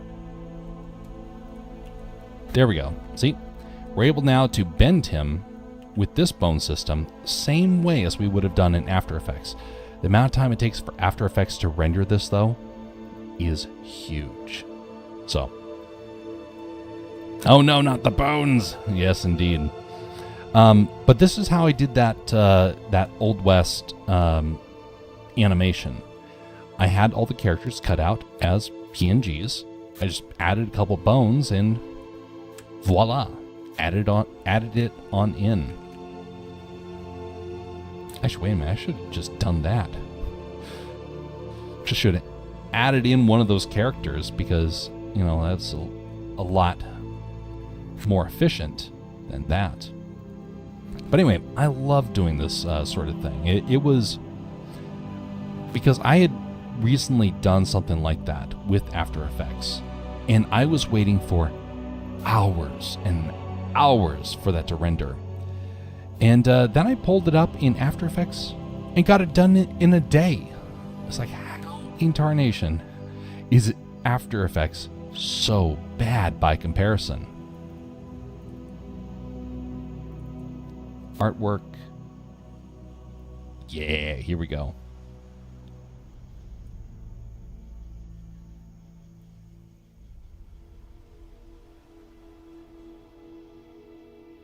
Let's pull up the one that I actually use for puppeting.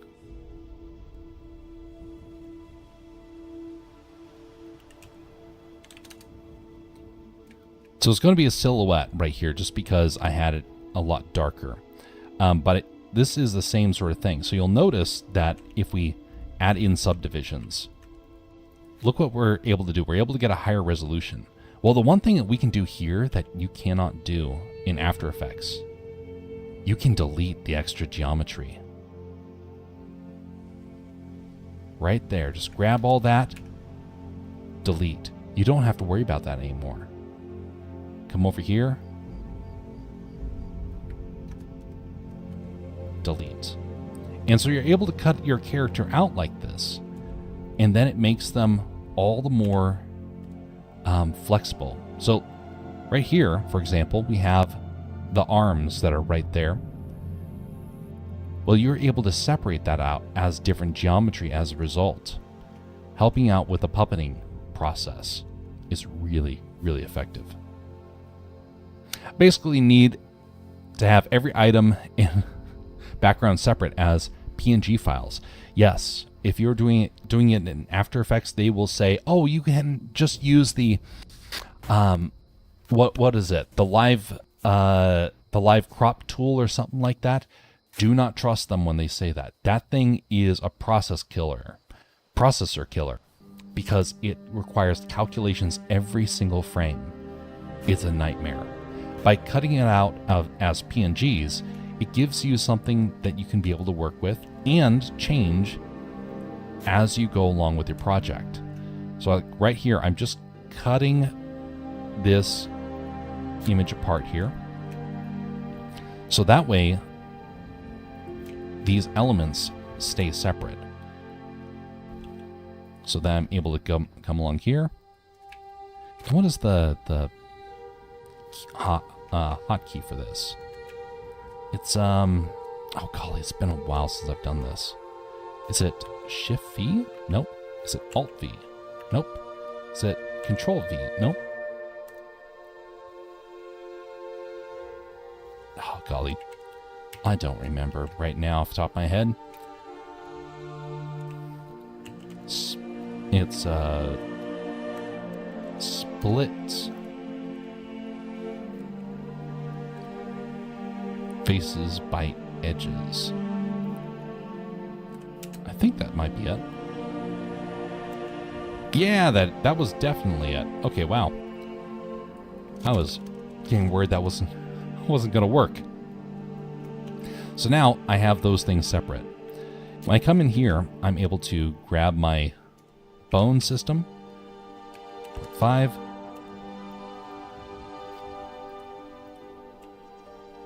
bring it on down,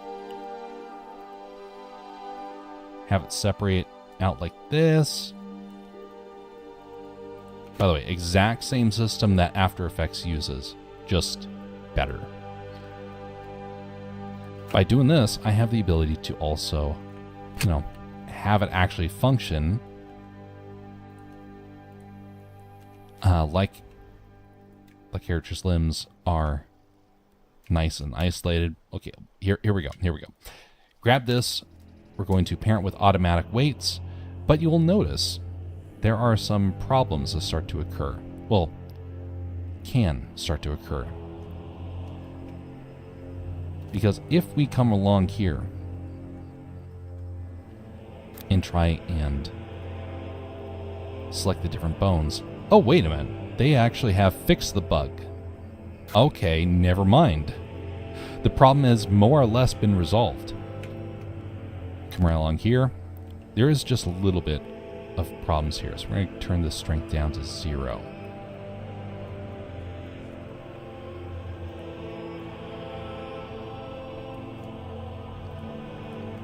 Yeah, this experiment's almost over, so we're just going to grab this, set it to 0, assign, just because I don't want to have to spend all the time doing this. Come back here to our render. Now we're able to rotate this, and you'll see it's, for the most part, separated. But we also have the ability to correct it. So you'll notice right along here, we have a problem. Well, it's relatively easy to resolve. Come along here, figure out what bone is causing the issue. It's this one right here. And we just select that stuff along there and remove.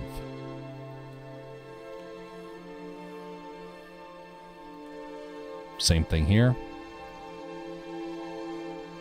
And I think that for the most part is all that needs to happen. Sure, it does take a little bit of cleanup. It's nothing compared to some of the other stuff you're going to have to do.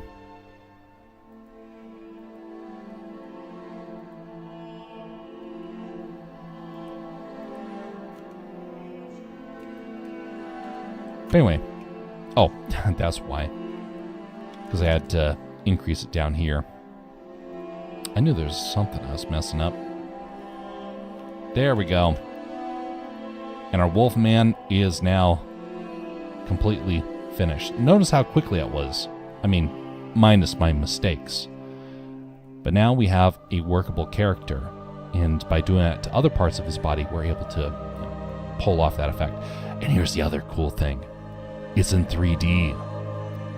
So I'm able to have this character reach out in dimension. You can't do that in After Effects. And this is being done live. After Effects, you have to render it out and it causes all the problems. I hate After Effects. And I used to be their biggest supporter. But then they betrayed me. And now I am their enemy. Yep. Don't believe the people online when they're like, oh, here's some really cool stuff to be able to do with After Effects. Just assume that it can be done by anyone else.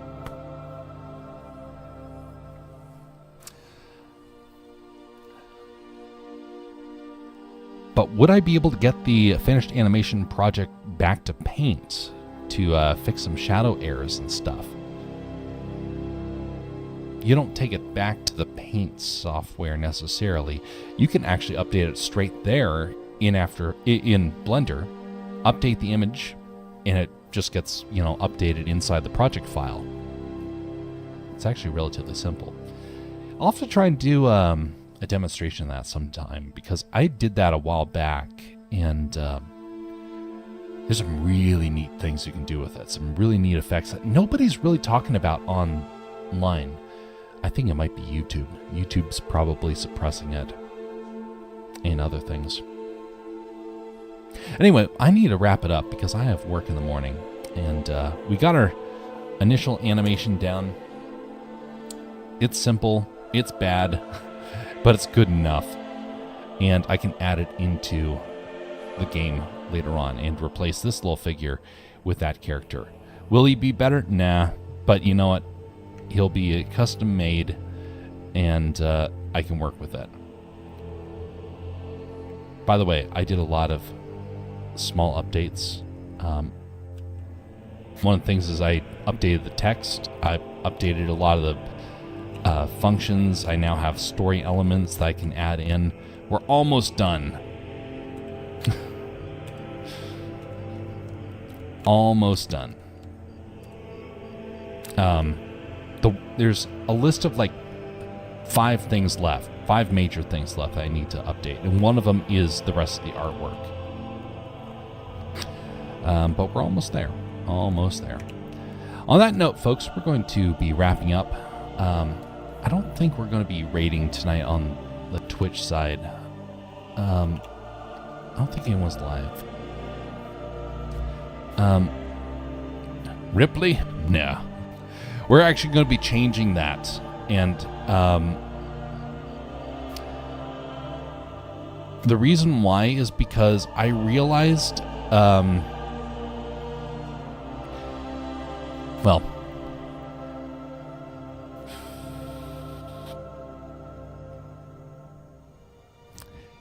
realized that I don't want to have it associated directly with that world.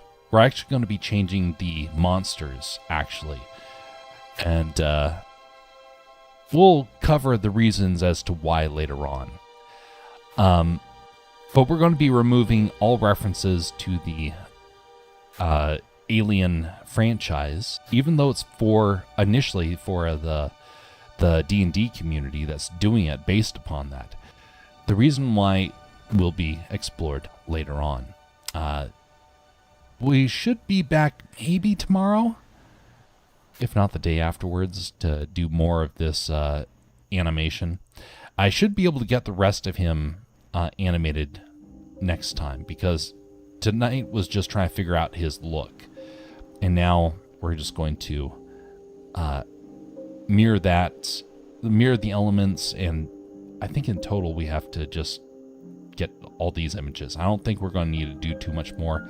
I will need to pull out a flashlight for him, and there is one other thing that's going to happen. It's going to be a little bit of a joke, where there's going to be a little headpiece that you can put on. We'll figure that part out later. Let me just double check once more on the Twitch side, because I don't want to rate anyone new right now. I just want to see if there's anyone else doing stuff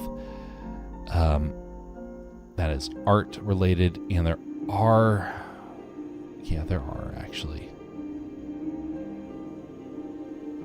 But they also have much larger communities. I don't want to be seen as kind of like trying to go in and, yeah. We're not going to do that, actually. We'll just end it right there. Until next time, folks, have a very pleasant evening and morning, everybody. Just a reminder, be civil to one another. And we will see you next time, whenever that is. Until then, folks, have a very pleasant evening.